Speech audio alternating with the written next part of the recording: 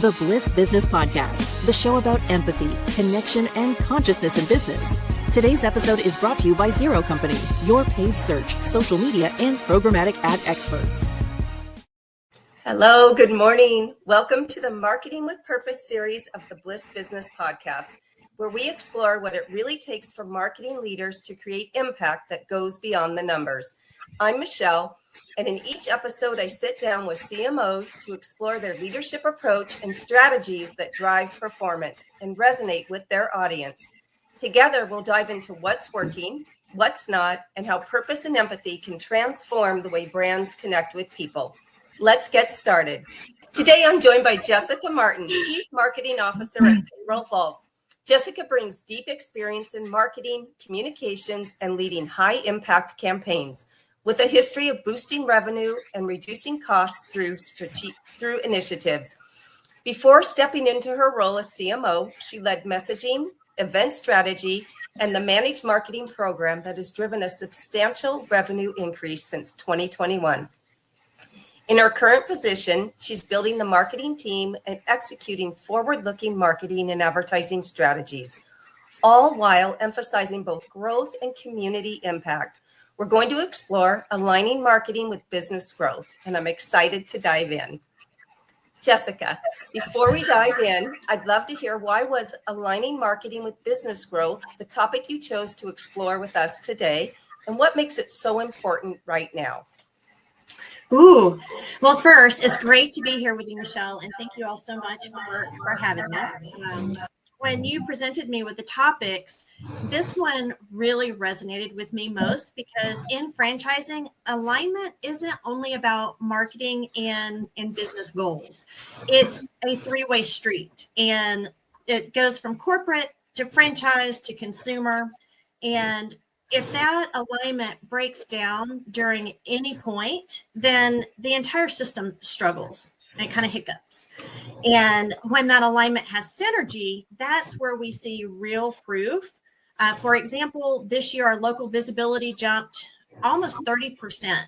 Our managed marketing program partners are closing an extra sale per month, giving them a $45 return on investment for every dollar that they invest. And it's critical right now because the marketing landscape is shifting at an unprecedented pace. And I know that we all feel it. And there are theories about what's working, how to make it work. And all of these new search tactics, AI search, zero-click results, algorithm changes across platforms. I think virtually all of them. And if your marketing isn't closely aligned with your real business growth metrics, then we end up creating noise, and that doesn't help anyone. So without this alignment, we don't want to just cast nets, and that's what you end up doing. So that alignment gives you clarity and on what actually will move the needle for your business and consistently serve your clients as well. Right? Oh, yeah. Love that. I agree. Marketing should not just be transactional. We don't focus on that here at Zero Company for our clients. It really needs to be meaningful, right? And resonant, emotionally intelligent and resonant with the audience, right? And for you, with all three of your audiences, basically, right? Exactly. Yeah, your team, your customer, and your franchisee. So, yeah, great answer. CMOs are often pulled between short-term campaign results and long-term brand building. How do you ensure, how do you ensure your marketing stays aligned with the company's growth goals? And where do you find the biggest friction points in making that happen? Oh, yeah, this is the conundrum for every CMO, right? Yeah, totally. We're constantly balancing both. Short term, we really focus on promotions that help our emerging franchisees build their client base quickly. We want them to launch to profit. It also helps create sales momentum that helps them build their referral partner networks. We are a huge referral-based company. As you know, Payroll Vault the payroll spot. Wow, the payroll space is very concentrated. So that short term to give our new franchisees success up front is critical. Long term, we focus on reputation management, SEO strategies different tactics and strategies that will compound over time. And our local search visibility ramping up, it didn't happen overnight. That is a result of consistent strategic effort from our team. And friction. I think the misconception that marketing is the revenue engine, I mean, it is, but we're there to generate opportunities. But that revenue will only increase when sales can effectively follow through with targeted outreach, with clear sales goals, and operations can successfully deliver on that service promise that we all have. And in any part of the system, if any of it breaks down, marketing, sales, operations, communications from the franchisor to the franchisee to the consumer, again, the whole thing hiccups. And that's why alignment across all departments is the foundation of true sustainable growth. Yeah, I agree. Such a really impactful and grounded approach for sure. And necessary to long-term growth as well, right? And loyalty. Exactly. Because we don't want it to be something that is spun up and temporary. We need to know how to keep that engine running and keep it producing. It's like having a good oil change, right? Oh, absolutely. Yeah.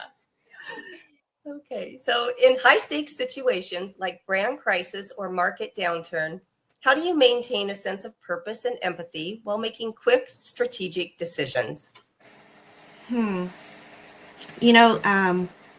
all transparency, thankfully, I've not had to manage a brand crisis yet. But we have, as a company, navigated noteworthy market changes. We've had a recession. We've had the pandemic, for goodness sakes. We had new franchisees come on right before the pandemic shut down.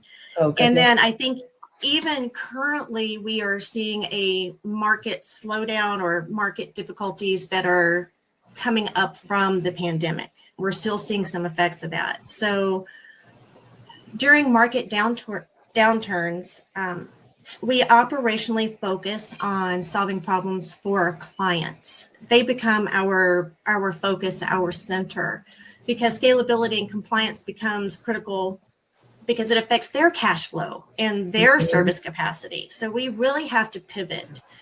And during the shutdown, we worked feverishly to support our franchisees with knowledge of PPP loans, the employee retention tax credit, things that would, during that critical time, help our clients keep their doors open. And that really helped add integrity and trust while still positioning us as that local trusted business consultant in their area. So from a communication standpoint, we supported those operational efforts through education, information sharing, and constant, consistent contact. So they knew you are not alone. We're all in this together. And we have the resources and the knowledge to help you to navigate this. Because again, it was such an unknown era.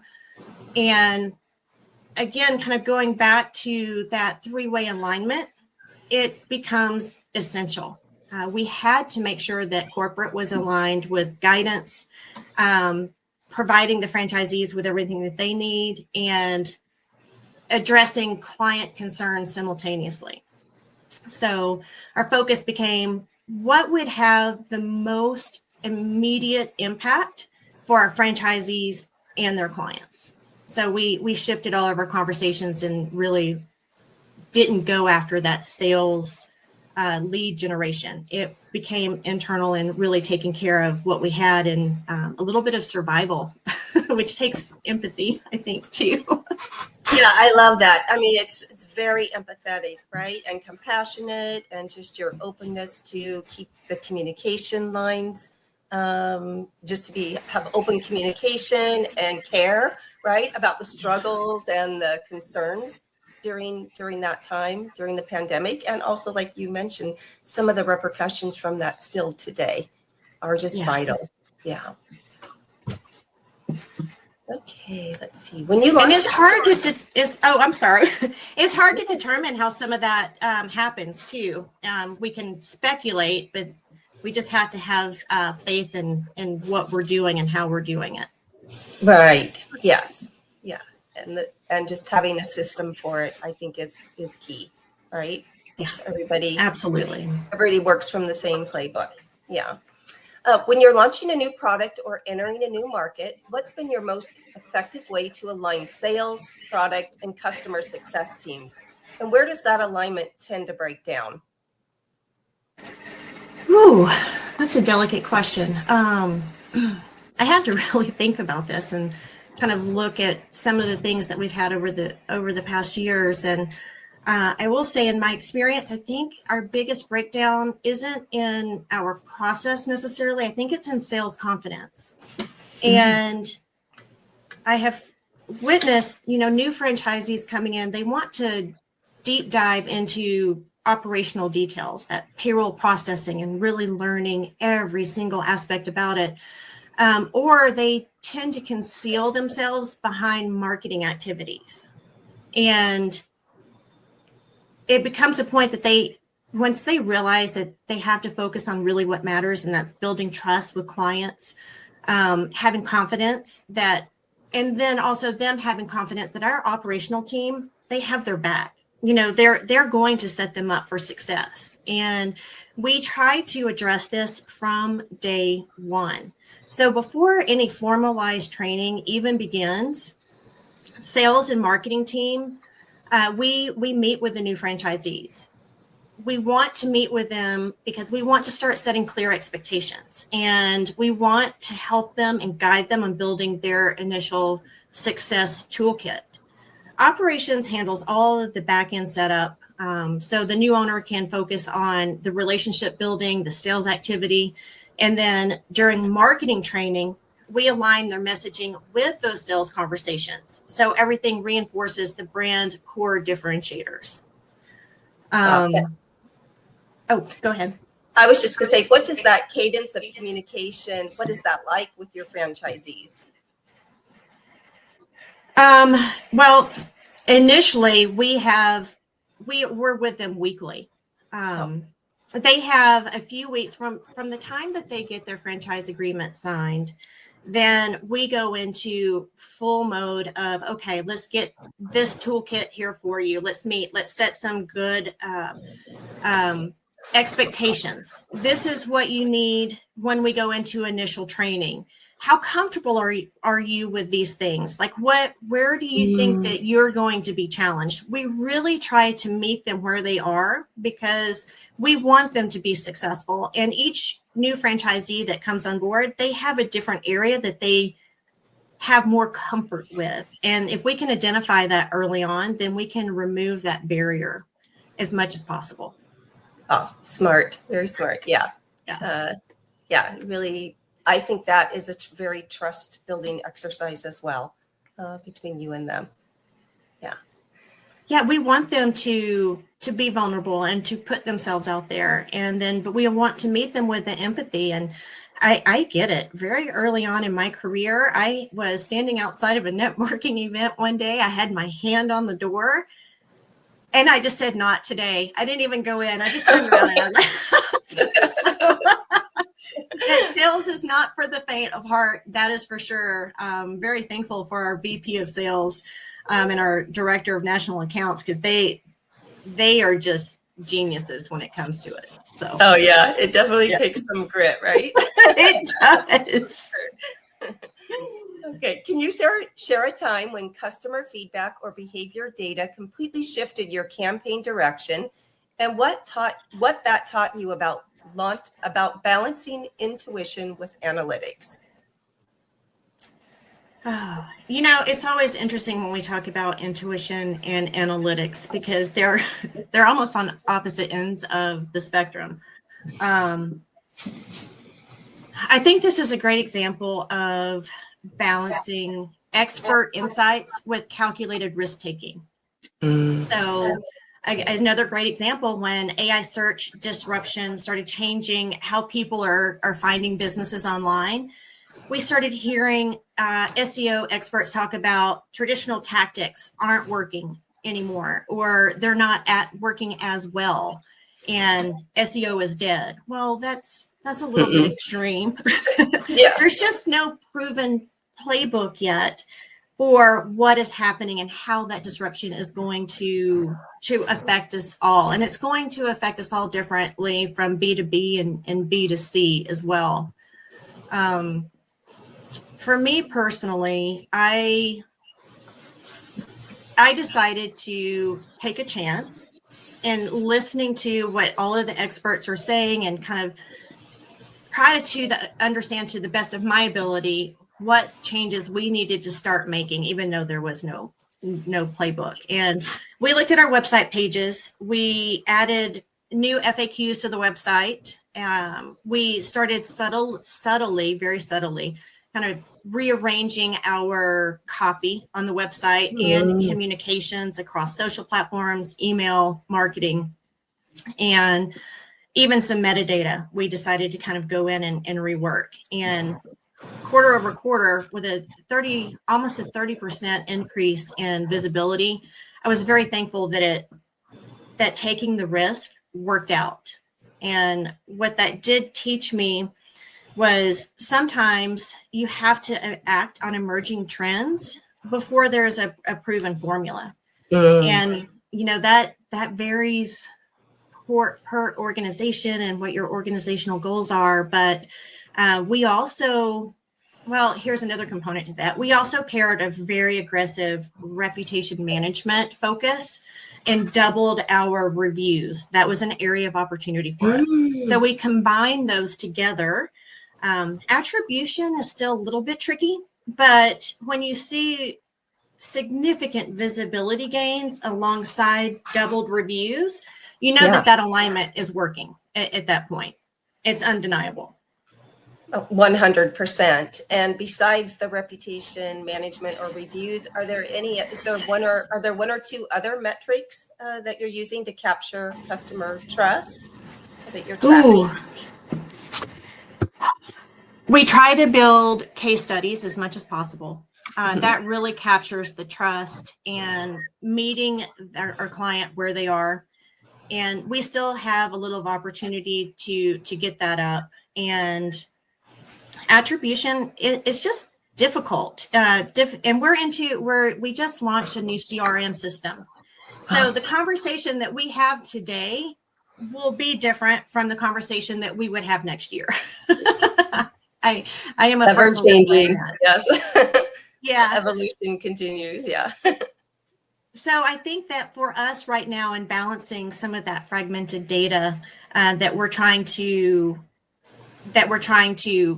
build in is we don't want to wait for perfect information. Test, measure, be willing to pivot quickly. Okay. Yeah. Great answer. Thank you. Some organizations still see marketing as a cost center. What have you found most effective in shifting that perception, and what barriers still exist in tying marketing efforts directly to revenue? I think that we're going to battle this perception forever, honestly. But it does come down to one thing: show me the money. We have to make that return on investment visible. We have to speak a language or visualize it in a way that it's undeniable. With our managed marketing program, you had mentioned at the beginning of the show, we track performance between the franchisees that are leveraging this program versus the ones that are not. And the difference is stark, not only in that that return on investment for every dollar that they spend, they're earning the $45, but they see it in revenue dollars. And we've created a dashboard that allows them to see it side by side. And it, when you can see something and you're like, oh, this hard work or this investment is paying off. It's not just an expense line item at that point. So the perception does tend to shift pretty quickly. Yeah. I love that transparency too, with data. From your perspective, what's the biggest challenge in getting your CRM, lead management, and sales tools working in harmony? And how has that impacted campaign performance? So we are 3 months into our CRM activation, kind of our implementation, have you? Yeah. And adoption is our biggest challenge right now. And we've had some technical hurdles. Some offices are still using either their own CRM or they're using spreadsheets. And there, of course, is the inevitable change resistance that comes with any new system. So right now we're still battling that fragmentation, which means we can't fully measure campaign performance across the system, which can be extremely frustrating. And especially our team is still learning the system and the capabilities. And as you know, a lot of these CRMs, the breadth of capacity is huge. But there is light at the end of the tunnel. Once we do achieve that single source of truth, we'll be able to better visualize data, benchmarks, performance for sales and marketing. And we can actually tie those together, which I think is going to be a key, because we have that interesting overlap. And I think the data will speak truth. Yeah, it will happen. Yeah. Good luck with that. It's always a little bit of a challenging transition, but as you said, can, be a big win for the whole organization in the end. So yeah, good luck with that. It'll help us make better decisions. I think not only at corporate level, but at the unit level as well. Yeah, absolutely. My next question is regarding talent. So what's your approach to developing marketing talent so they not only hit performance goals, but also stay engaged and inspired? And where do you see leaders struggling to retain top talent? I think this is kind of a combined effort. You want to do intentional networking. You want to maintain valuable relationships that are engaged with professionals. So when opportunities do arise in your team, you have a pipeline of talent. But once they're on the team, then I truly believe it comes down to clarity and collaboration. Several years ago, our now CEO, Tricia Pettis, transitioned us into the EOS framework, which is the Traction Entrepreneurial Operating System. I know a lot of the companies out there are very familiar with it. But what that translates into is that our team sets very clear, measurable goals that leadership cares about. We have more visibility, more sales opportunities, more qualified leads. We have increased social proof. And my team knows exactly what that success looks like because we measure it weekly, quarterly, annually. It is woven into every conversation that we have internally or with our franchisees at the unit level. I love the focus on clarity and your people too, and listening, right? And that ongoing training and support. Yeah, it's key. And I really try to lead according to their strengths. Within our team, we've identified not only what we do best, but what we enjoy doing. And I provide very honest, real-time feedback. And that allows us to reflect on losses together or maybe some misses. But just importantly, when the team wins, we celebrate those wins together. Love that emotionally intelligent approach, right? It's very effective and also such a caring way to handle things. as well with your team. So yeah, nice job with that. This is coming up to the final question here today. When you think about the role marketing plays in your company's future, how do you feel about the role of purpose and empathy in creating genuine resonance, connecting people in a way that reflects your company's core values? So a few years ago, I had several people give me the book Dare to Lead. I have like 3 copies of it. That Brené Brown, right? Brené Brown. Yeah, I have that Brown. book too. And I love her. The last time I received that book, that was from Trisha Pettis, our now CEO. And I went ahead, I read it a 3rd time, but it helped me to narrow my own personal values down, integrity, security, connection.